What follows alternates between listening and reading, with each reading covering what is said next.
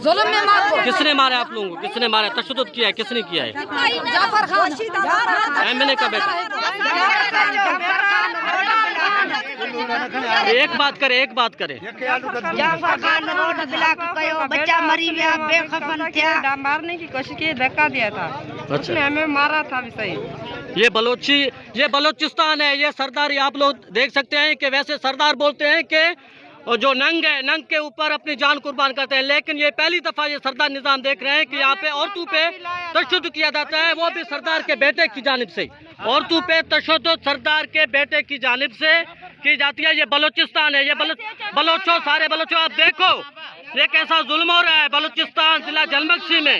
MNA खाल खान का बेटा, उसका औरतों पे तशद्दुद करता है, लूट मार किया जाता है यहाँ पे।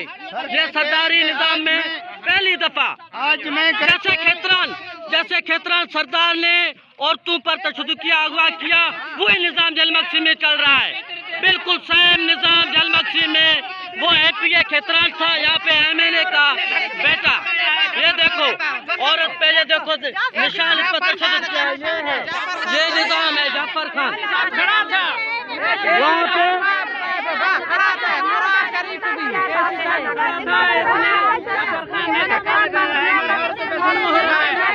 जाफर खान एमएनए का बेटा कहता है